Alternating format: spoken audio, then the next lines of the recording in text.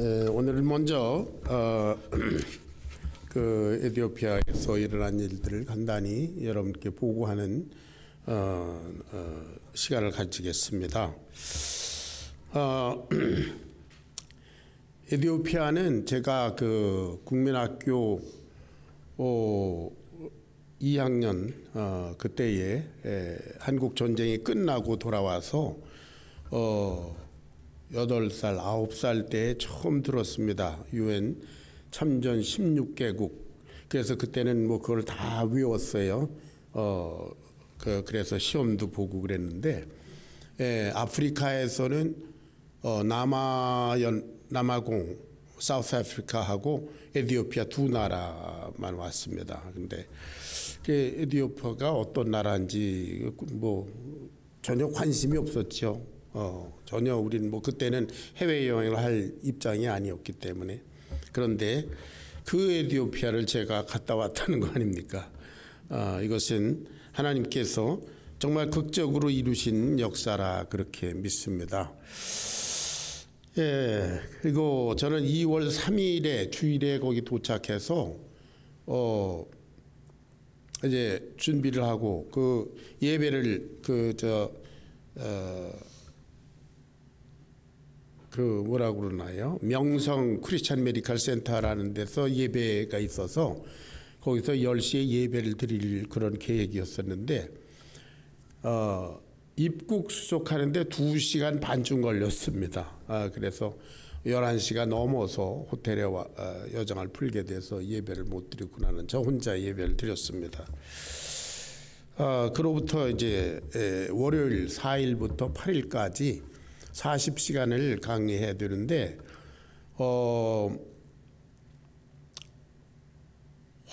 월요일 오후부터 고산병 증세가 나기 시작했습니다. 저는 고산병이라는 거는 그저 뭐 그러려니 생각하고 고산병에 걸려서 피가 났다 뭐 이런 사람들 얘기하면 그거 참 이상한 일이다. 그렇게 넘겼는데 이거는 무엇과 비교할 수 있느냐 하면 스콜피온에 물렸을 때하고 비슷합니다. 예.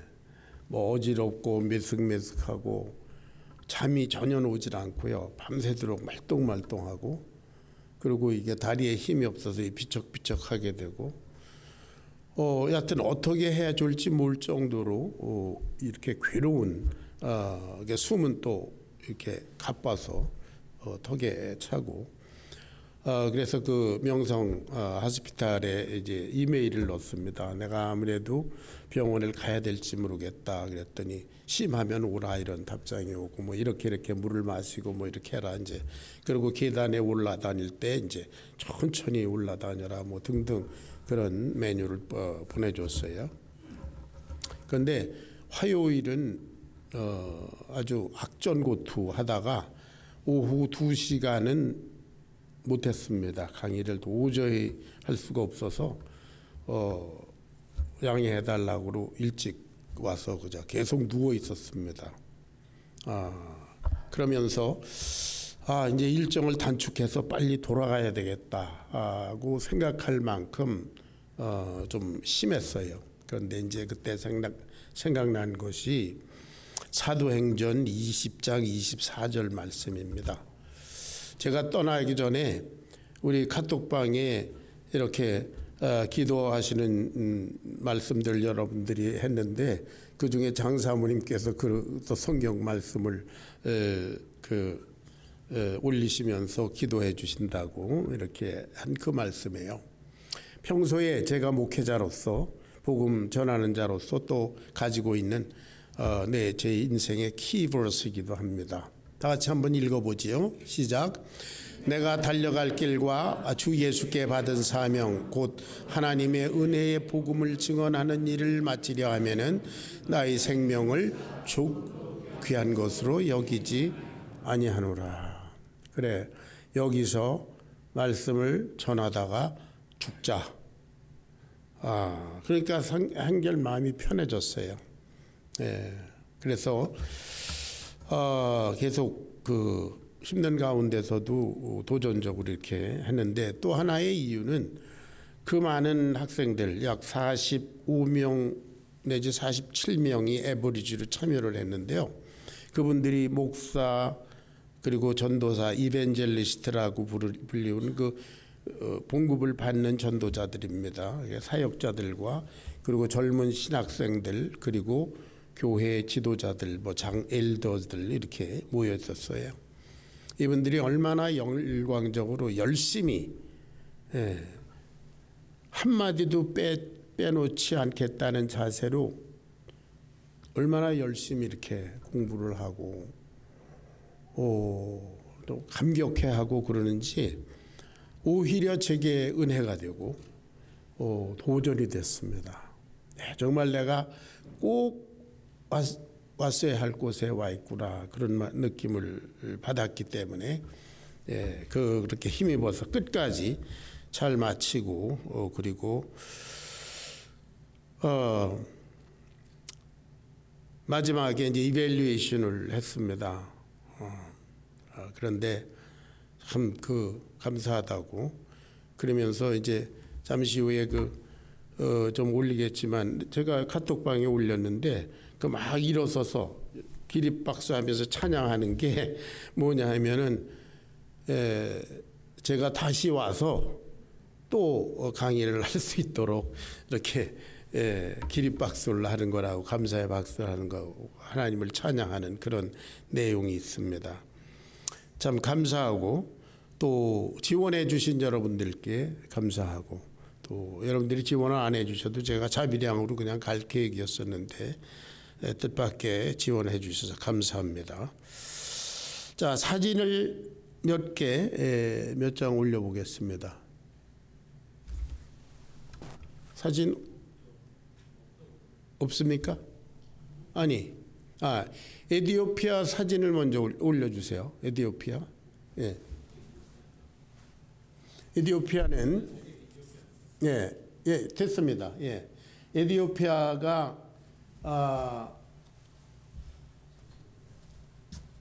여기인데요. 여기가 에티오피아인데요. 아디스아바바 제가 갔다 온 데가 여기입니다. 근데 여기 수단 있죠. 이쪽에 소말리아, 그 악명 높은 소말리아가 있죠. 여기 케냐 있고요. 그리고 위에 에리트리아라는 데는 원래 그 에티오피아의 영토였었는데 독립했습니다. 지부티라는 나라가 있고요. 이후에 애굽이 있습니다. 그래서 에티오피아는 그 둘러싸고 있는 모든 나라들이 다 이슬람 국가입니다. 이슬람 국가에 완전히 포위되어 있는데 이 나라는 아프리카에서 유일하게 이스라엘하고 친한 나라입니다. 이제 열왕기상 스바의 여왕하고 솔로몬하고 만난 그때로부터 아주 친선 관계가 있어서 아주 아프리카 나라치고는 굉장히 독립적인 그런 나라입니다. 그리고 자기들은 아프리카 사람이 아니라는 거예요. 생김새도 다릅니다. 그 아프리카에 있는 일반 흑인들하고 전혀 다른 모양을 하고 있죠. 그래서 자기들은 셈족이다, 세메릭이다 그렇게 얘기를 합니다. 셈족은 이스라엘 백성 또 이 아시안 그 그룹이 셈족이지 않습니까? 그래서 자기는 거기 속해 있다. 그래서 그 시내를 다니면서 보면 무슨 노아 호텔, 무슨 샬롬, 무슨 뭐 하는 그런 이스라엘 말로 된 그런 간판들이 많이 보입니다. 그리고 아주 이스라엘과 우호적인 그런 관계에 있고요. 전에 제가 칼럼을 통해서 밝혔지만 크리스찬 인구는 20%예요. 그래서 약 2천만이 그리스도인이고요. 이슬람이 35%. 그리고 이티오피아는 오소독스라는 사람들이 43%. 근데 이 오소독스는 그 이집트를 중심으로 한 이단인데 컵틱이라는 그 사상하고 캐톨릭하고 이렇게 좀 뒤섞인 그런 이단 사상을 가진 오소독스가 아주 강력한 그런 나라입니다. 그래서 아프리카 선교의 전초기진 것 같아요. 그 이슬람 세력에 완전히 포위된 그런 나라인데, 이 나라는 암하릭이라는 그 자기 나라 그 말과 영어를 공용으로 쓰는 그런 나라입니다. 그래서 영어를 하는 우리 2세들도 마음껏 가서 선교를 할 수 있는 그런 곳입니다. 일반적으로 사람들이 다 학교를 다니는 사람들은 영어를 다 알아듣고 다 말하고 그렇습니다. 그래서 커피숍에 가도 암하리거로 된 그런 신문이 있고, 그리고 영어 신문이 있어서 스스럼 없이 사람들이 영어 신문을 보곤 합니다. 그리고 이들은 한 번도 다른 아프리카 나라하고 달리 한 번도 어떤 나라의 식민 지배를 받은 적이 없다는 아주 그런 자부심을 가지고 있고요. 그리고 결코 에티오피아인은 포로가 되지 않는다. 포로가 되는 걸 가장 수치스럽게 여겨서 차라리 전장에서 죽지 포로가 안 된다 하는 그런 아주 강인한 국민 정서를 가지고 있는 곳입니다. 그 사진을 좀 보여드리겠습니다. 사진 없습니까? 예? 팔레스타인 사진이요? 팔레스타인? 아니 그냥 사진 찍은 거예요.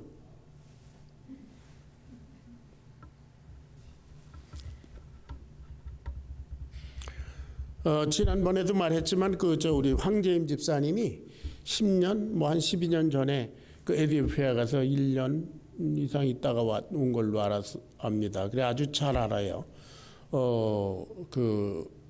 가기 전에 황 집사님이 여러 가지로 저한테 가르쳐주고 뭐 그런 게 있어서 아주 도움이 많이 됐습니다. 인사하는 거, 뭐 감사하다 뭐 그런 거, 그때 뭐 익자베르 인 마스칸 뭐 이렇게 대답하는 거, 또 찌그리 옐름 뭐 이런 거, no problem 뭐 등등 이런 말을 하니까 이 사람들이 아주 기함을 할 정도로.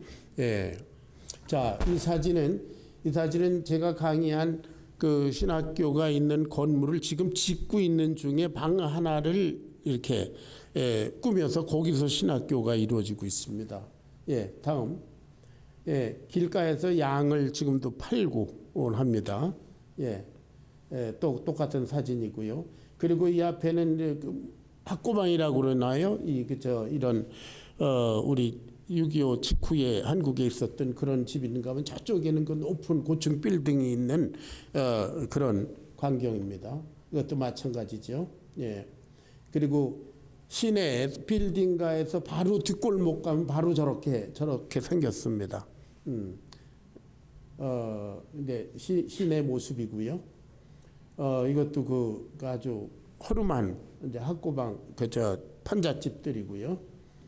예, 그다음. 예, 이것도 뭐 같은 사진입니다.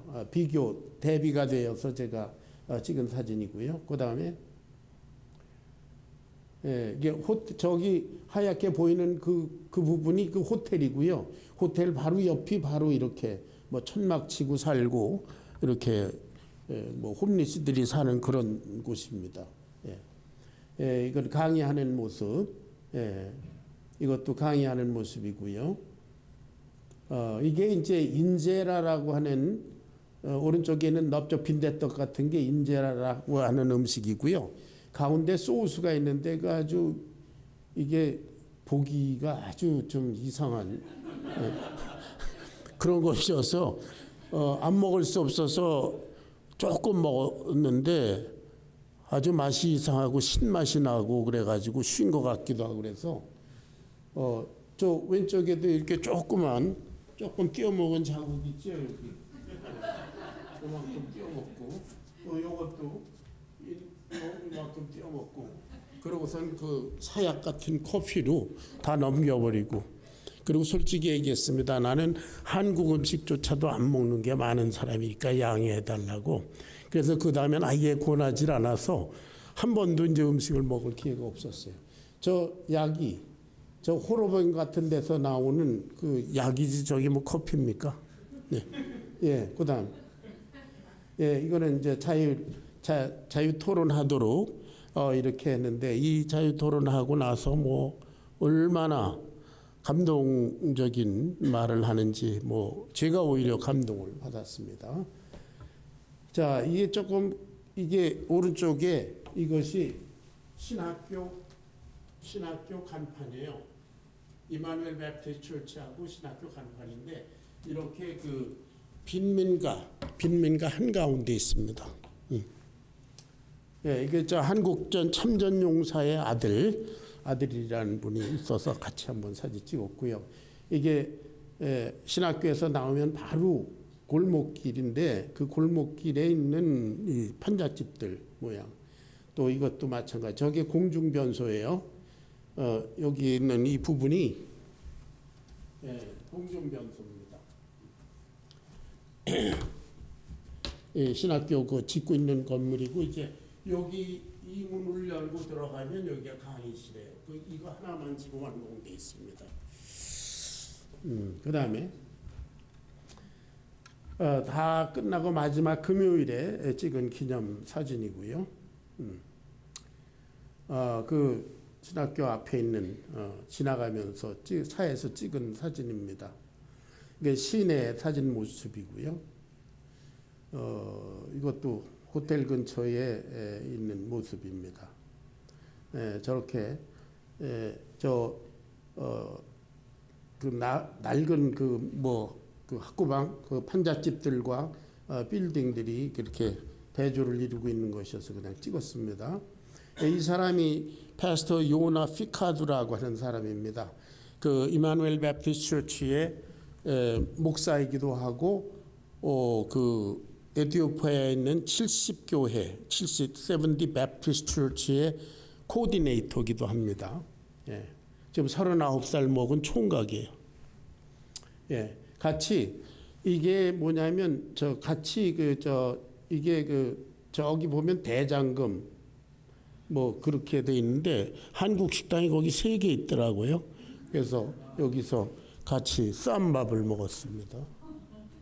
이거는 아디스아바바 유니버시티 원래 황궁이었었다고 하는데 셀라시의 황제가 이것을 그 대학으로 내줬다고 합니다. MCM 메디컬 하스피탈 이거는 그 명성교회에서 명성 크리스천 메디컬 센터 한국의 명성교회에서 지은 그 병원이고요. 여기에 아마 황재임 집사님이 여기서 일했던 걸로 제가 압니다. 근데 지금은 의과대학까지 생겨서 126명인가 의과대학생들이 있다고 합니다. 이건 그 현지인 교회에서 설교하는 모습이고요. 이것도 그렇습니다. 마지막에 떠나기 전에 그 피카드 요나스 목사하고 쓴 거. 지금 저거는 다운타운 한가운데 짓는 50층짜리 건물인데요. 짓고 있습니다.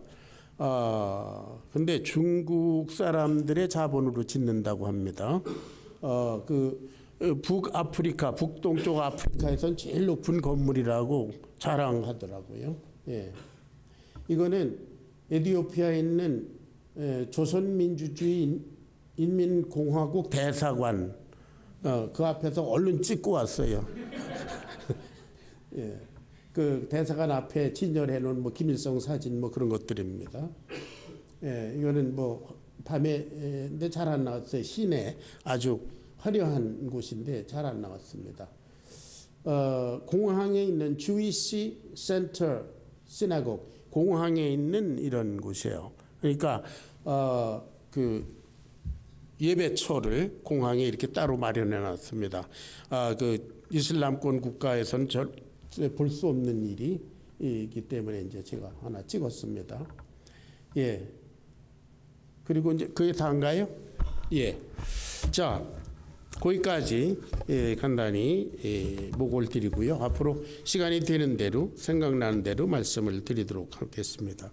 오늘은 만남에 대해서 한번 생각해 봅니다.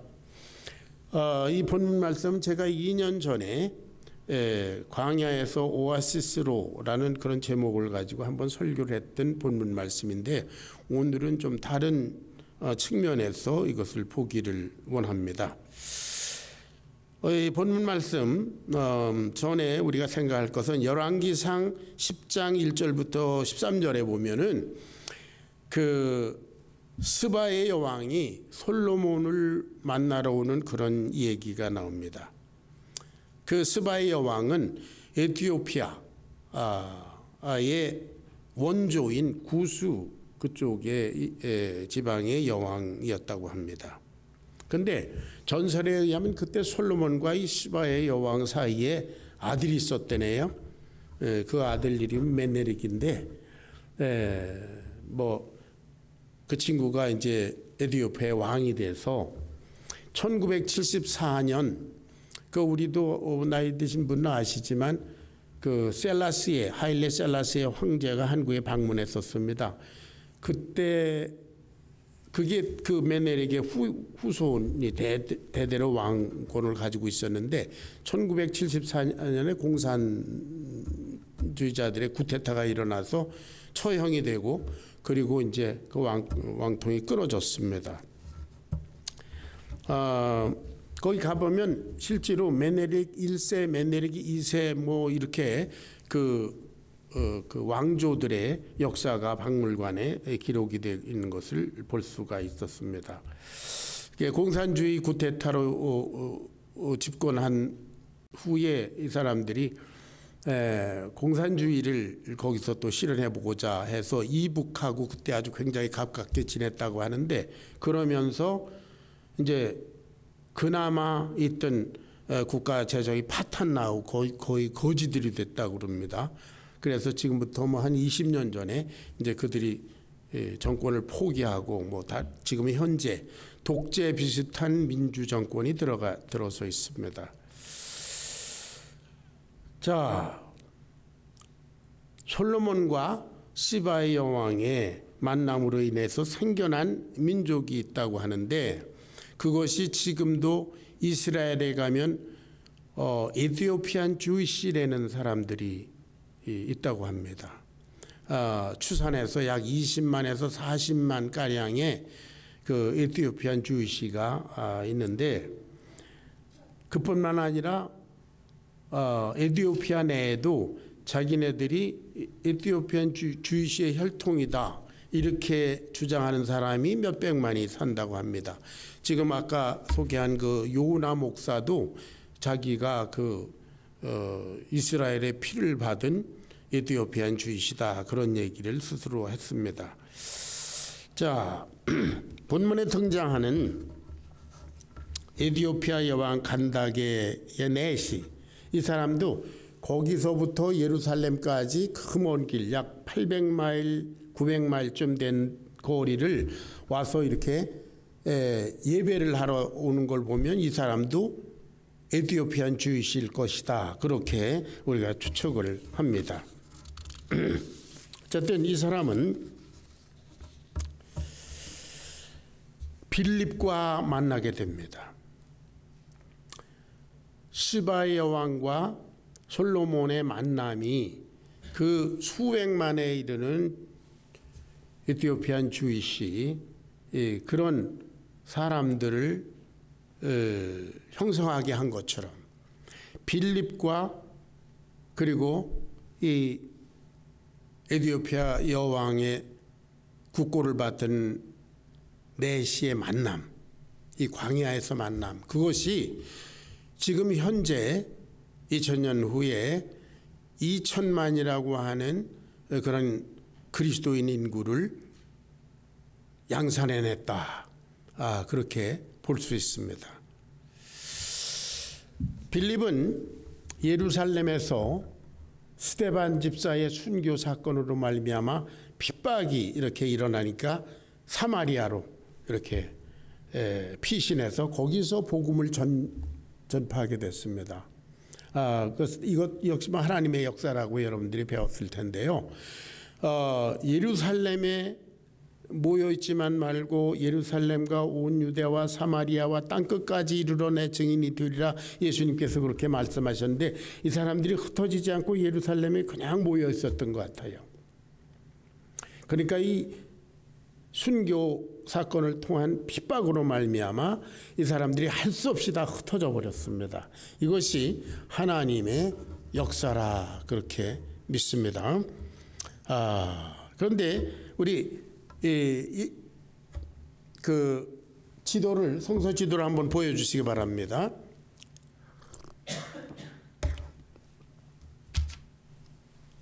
하나님께서 이 보세요.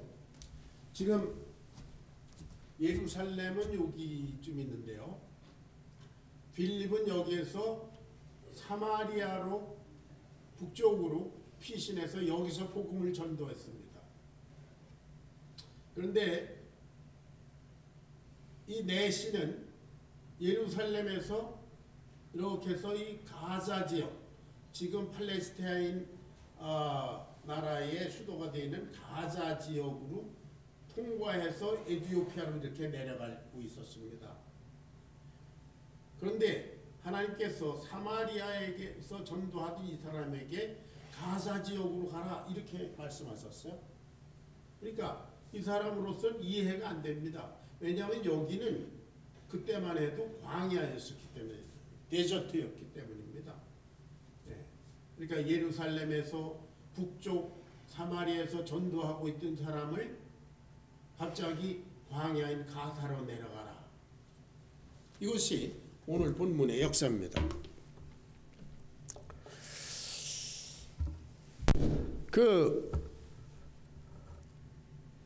여러분 그 도킹이라는 거 아시죠? 도킹이라는 게 뭐냐면은 그 스페이스에 여기서 인공위성을 쌓아 올려서 이게 그 스페이스에 돌고 있는 지구 궤도를 돌고 있는 인공위성에 또 다른 인공위성을 쏴서 그래서 공중에서 이렇게 만나게 하는 거잖아요. 그거를 다킹이라고 그러지 않습니까? 그래서 서로 만나서 왔다 갔다 하고 뭐 그러는 거. 놀라운 일이죠. 그런데 이것은 사마리아 쪽으로 올라가서 전도하고 있던 빌립을 그리고 예루살렘에서 예배하고 저 남쪽으로 광야를 지나가고 있는 그 내시와 함께 만나도록 이 더킹을 시키신 이 하나님의 역사, 그것을 내시는 그 빌립은 이해할 수가 없었을 거예요. 왜냐하면 빌립 여기 8장 전반부에 보면 빌립이 사마리아에서 전도했을 때 놀라운 일들이 일어나고 이들이 성령 예수님 믿고 침례받고 성령 받는 그런 역사들이 막 일어나고 있었거든요. 그런데 하나님께서 저 광야로 가라. 그래서 글로 보내셨습니다. 그때에 하나님은 이미 내시를 염두에 둔 줄로 믿습니다. 그뿐 아니라 내시를 통해서 지금 현재 2천만의 그리스도인까지 염두에 두신 분인 줄로 믿습니다. 하나님은 그러신 분입니다. 우리는 이것을 갖다가 하나님의 섭리 그렇게 얘기하죠. Divine Providence 그렇게 얘기합니다. 하나님의 섭리는 하나님의 계획이지요. 하나님의 역사는 우연적으로 일어나는 것이 아니라 하나님께서 계획하신 대로 그 섭리 가운데 필연적으로 일어나는 그런 역사입니다. 그 가운데 저와 여러분이 참여하고 있다는 사실이 얼마나 영광스러운 일인지 모릅니다. 창세기 3장 15절에 보면은 하나님께서 죄를 지은 아담과 하와 그들과 대화를 하시고 뱀에게 저주하시는 내용이 나오지 않습니까? 그 유명한 구절이 뱀에게 하나님께서 저주하셔서 말씀하시기에 너의 후손과 여자의 후손이 원수가 되게 하고 여자의 후손이 네 후손의 머리를 상하게 할 거다. 그 여자의 후손, 그분이 구약시대 내내를 환통해서 이사야서 7장 14절에 보라 처녀가 잉태하여 아들을 낳을 것이다. 여자의 후손이 올 것이다. 그러더니 결국은 지금부터 2000년 전에 예수님께서 여자의 후손으로 여기 오셨습니다. 할렐루야. 하나님의 섭리, 하나님의 계획, 그것은 1.1획도 틀리지 않고 반드시 이루어지는 거지요. 네, 그 가운데 여기에 이 역사가 있었습니다. 빌립이 광야에 가보니까 거기에는 에디오피아 여왕의 국고를 맡은 그런 고위직 관료의 행렬이 있었습니다. 거긴 사막이었는데요. 사람이 살지도 않는 곳이었습니다. 그러니까 이 사람은 국고를 맡은 지금으로 맡은 재무장관 이상 가는 그런 사람이니까 아마 마차를 타고 그리고 호위병이 있었을 거 아닙니까? 그런데 광야에서 빌립이라 어떤 사람이 이렇게 있는 거잖아요. 그러니까 감히 그 체리엇, 그 마차, 그 행렬에 감히 뛰어들어가서 전도한답시고 이렇게 할 염두가 안 났을 거예요. 그런데 하나님께서 그 병거로 다가가라. 그래서 담대하게 다가갔습니다. 가서 보니까 그 사람이 여기 이사야서 53장 그 내용을 읽고 있습니다. 이사야서 53장 7절 8절 저가 사지로 가는 양과 같이 끌렸고 털 깎는 자 앞에 있는 어린 양의 잠잠함과 같이 그 입을 열지 아니하였도다. 그래서 물어봅니다. 빌립이 묻기를 읽는 것을 깨닫는가? 그랬더니 지도하는 사람이 없으니 어찌 깨달을 수 있느냐 그랬어요. 이 사람 그렇게 얼마 동안 매년 오는지 2년마다 한 번씩 오는지 하여튼 예루살렘까지 와서 예배하고 가는 열심, 그리고 그 덜컹거리는 그 병거 안에서도 계속 멀미가 나는데도 불구하고 성경을 읽는 열심, 그런 사람인데 이게 모르고 읽는 거죠. 여러분, 성경은 그 영적인 의미를 모르고 읽으면 그냥 얘기입니다. 얘기책이에요. 그거는 여러분의 인생에 아무 도움이 안 됩니다. 그 2000년 전에 있었던 얘기, 수천 년 전 구약 성경에 저희끼리 싸우고 죽이고 하던 그런 얘기, 그게 나와 무슨 상관이에요? 흥부놀부의 얘기가 나와 상관없는 것과 똑같습니다. 그러나 성경을 배워서 영적 의미를 알게 되면 이거는 영원히 죽고 사는 생명의 양식이 되는 줄로 믿습니다. 아멘. 그래서 성경을 배워야 합니다. 성경을 나름대로 깨달으면 이단으로 빠지기가 쉬워요. 그래서 배워야 합니다. 그런데 우리들은 이상하게도 저를 포함해서 뭔가 누구한테 배우는 거에 대해서 좀 딱 질색인지도 모르겠어요. 다른 거는 많이 배우려고 애쓰는데 특별히 성경을 배우라고 그러면 그것도 마귀의 역사인지 잘 안 배우려고 그래요. 그러나 여러분, 배우시기를 부탁합니다. 예, 성경을 배워야 합니다. 그래야 영원히 죽고 사는 양식이 됩니다. 얘기는, 다시 말씀드립니다, 과거의 얘기는 나하고 아무 상관이 없어요. 그러나 이 얘기 속에 묻혀있는 하나님의 메시지는 내가 영원히 죽고 사는 생명의 양식이 된다. 아멘? 예. 그래서 그로부터 시작해서 복음을 전했습니다.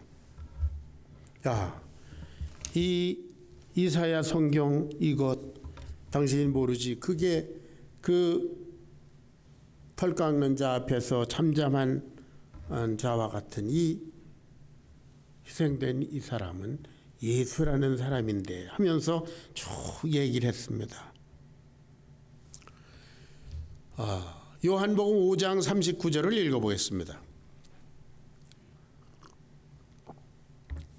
다 같이 시작. 너희가 성경에서 영생을 얻는 줄로 생각하고 성경을 연구하거니와 이 성경이 곧 내게 대하여 증언하는 것이니라. 예수님 때에 사람들이 구약 성경을 열심히 연구하고 여기 이 에디오피아 여왕 건다게 네시와 같이 이사야서를 계속 읽고 그러는데도 이게 무슨 얘기인지 모르잖아요. 그러니까 예수님 말씀이 그거 나의 얘기야. 내가 앞으로 십자가에 너의 죄를 위해서 죽고 그리고 부활할 얘기야. 그것이 가르쳐 주셨습니다. 쭉 가면서 얘기를 듣고 그리고 이 사람이 믿은 것 같아요. 그러니까 뭐 한 2시간, 3시간 얘기를 한 것 같습니다. 물이 있는 곳에 이르러서 내가 침례 받는데 무슨 꺼리낌이 있느냐. 그래서 침례를 받습니다. 하나님께서 계획하신 이 만남이 결국 거듭 말씀드리지만 지금 에티오피아에 있는 2천만의 인구가 됐다. 2000년 만에. 아멘. 이 별것 아닌 것 같은 이 만남, 이 광야의 만남이 그런 놀라운 열매를 맺었다.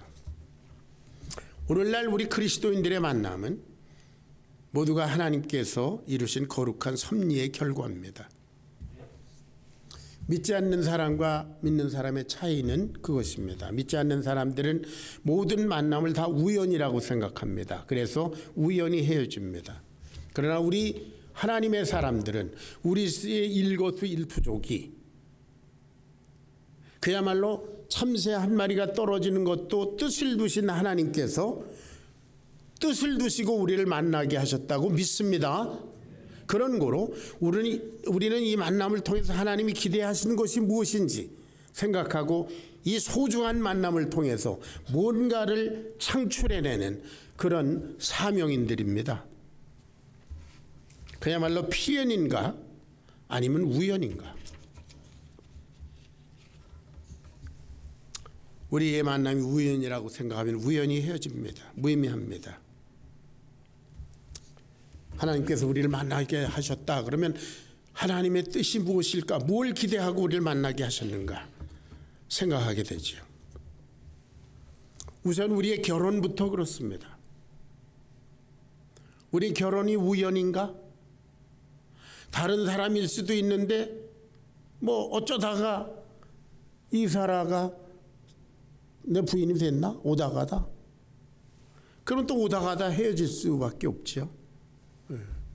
그러나 이건 하나님의 계획 가운데 섭리 가운데 이루어진 거룩한 만남이다. 아멘. 아멘. 여러분은 아멘 할 거 없어요. 제 아내만 하면 됩니다. 예, 그렇습니다. 창세기에서 아담과 하와가 만난 것, 그게 이렇게 하나님이 남자와 여자를 만들어 놨더니 숲속을 돌아다니다 저희끼리 우연히 만났나요? 하나님께서 아담을 잠재워 놓고 그리고 하나님의 뜻대로 만들어서 갖다가 만나게 하셨습니다. 믿습니까? 우리의 결혼이 그렇습니다. 그리스도 안의 결혼은 그렇습니다. 우리가 함께 모여서 교회를 이루는 것 과연 우연일까요? 갈 교회도 많고 오래는 사람도 많은데 우리 우연히 이렇게 모인 걸까요? 우리는 하나님의 섭리 가운데 필연적으로 모인 교회인 줄로 믿습니다. 그래서 우리는 하나님 앞에 우리의 만남을 통해서 우리 교회를 통해서 필연적인 결과를 열매로 드려야 합니다. 2015년 여름에 저는 정문필 목사님을 2번째 만났습니다. 한 번은 제 아내의 친구네 집에서 만나고요. 그 다음에는 저희 집에 한번 오시라고 해서 같이 식사를 했습니다. 2번째 만났습니다. 그래서 서로 잘 몰랐습니다. 그런데 그때 이런저런 얘기를 하다가 제가 나는 이 피닉스가 마음에 안 들어서 난 LA로 돌아가야 될 것 같습니다. 그 LA 교회에서는 뭐 계속 오라고 뭐 안달을 하고 그러니까 가야 되겠습니다. 그랬더니 정 목사님이 그런 말씀을 하세요. 이 목사님이 이곳에 온 데는 하나님의 뜻이 있을 겁니다. 뭐 그럴 수도 있겠다. 이제 그런 생각을 하고, 그런데 몇 달 후에 2015년 11월 달에 정 목사님께서 전화를 하셔서 저기 어떤 교회에 설교할 사람이 필요하다고 그러는데 나보다는 이 목사님이 가는 게 좋을 것 같아서 이 목사님을 추천해 놓으라고. 할렐루야. 그래서 2015년 11월 15일에 바로 이 자리에 와서 여러분과 처음 예배드리면서 설교를 했습니다. 할렐루야. 그때 그 귀한 만남, 정 목사님과의 만남, 하나님께서 인도하신, 계획하신 섭리인 줄로 믿습니다. 여러분, 멀리 한국 진해에 있는 해군교회에 있는 백집사님 가정이 이렇게 피닉스 애리조나에 있는 지구촌 교회하고 이렇게 만나는 게 우연 같습니까? 예. 그 전에 그 진해교회에 그 이구 목사님이라는 분하고 저희들이 LA에서 만났고 이렇게 하나님은 아주 주도면밀하게 계획하셨다. 저는 그렇게 믿습니다.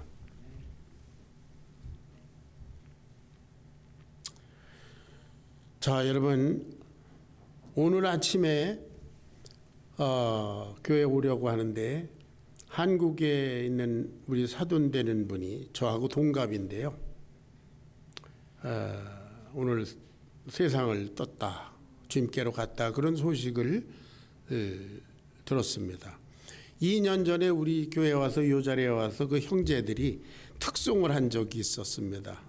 그 중에 제일 큰 형님 되는 분인데 저하고 동갑내기예요. 돌아가셨다고 그럽니다. 에티오피아에 있는 동안에 한국에서 카톡에 연락이 오기를 또 고등학교 동기 동창 하나가 죽었다고. 그 사람은 예수님 믿지 않는 사람입니다. 또 LA 교회에 있는 우리 성도님의 아버님이 돌아가셨다고.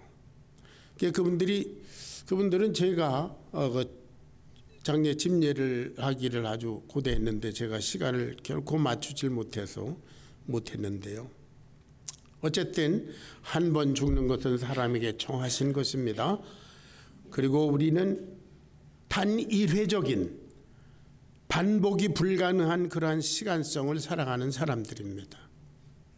그 가운데서 만난 저와 여러분, 우리들의 만남이 얼마나 귀한 것인지, 할렐루야, 하나님께서 계획하신 하나님의 섭리 가운데 이루어진 일인 줄로 믿습니다.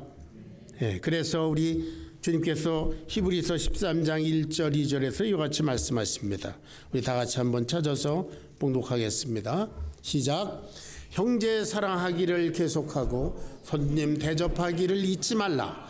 이로써 부지 중에 천사들을 대접한 이들이 있었느니라. 자기도 함께 갇힌 것 같이 갇힌 자를 생각하고 자기도 몸을 가졌은즉 학대받는 자들을 생각하라. 히브리서 기자가 나그네로 광야를 지나가는 사람들을 아브라함이 대접했지요. 그게 결국 하나님의 천사들이었다는 것, 이것을 우리들에게 상기시켜 주면서 이 말씀을 해줬습니다. 광야에서 지나가는 나그네도 그야말로 하나님께서 만나게 해주신 필연이라고 여기고 대접한 아브라함, 우리 믿음의 조상의 그 사건을 보면서 우리 지금 한 교회를 이루고 있는 우리들이 이 만남을 얼마나 소중히 여기고 감사하고, 그리고 이 만남을 통해서 역사를 이루어 드려야 할지, 우리들, 저와 여러분들은 주님 앞에 사명인들인 줄로 믿습니다. 우리의 만남을 통해서, 그리고 우리 교회를 통해서 하나님께서 크게 기뻐 받으시는 그런 영광스러운 사역을 잘 감당해 드릴 수 있도록 우리가 정말 서로 깊이 사랑하고, 그리고 마음 깊이 컨설하고, 그리고 위에서 기도하고 그리고 받아들이고 베풀고 그러한 가운데 정말 우리 주님께서 분부하신 바 내가 너희를 사랑한 것 같이 너희가 서로 사랑하라. 그러면 이로써 모든 세상 사람들이 너희가 내 제자인 줄 알리라 하는 그런 교회를 이룰 줄로 믿습니다. 기도하겠습니다. 사랑하시는 아버지, 무익한 종 멀리 다녀온 보고를 드렸고 또한 우리 자신이 그리스도 안에서 만남이 얼마나 소중한지 또한 생각해 봤습니다. 한 번 죽는 것은 사람에게 정하신 것이라고 우리는 다 죽음을 향해 가는 단일회적인 귀한 인생을 사는 사람들입니다. 그 가운데 만남을 주신 하나님의 이 거룩한 계획을 저희들이 정말 소중히 여기면서 주님 앞에 귀한 열매를 올려드릴 수 있도록 저희들을 도와주시옵소서. 감사합니다. 사랑하시는 우리 주 예수님의 귀하신 이름 받들어 간절히 기도하옵나이다. 아멘.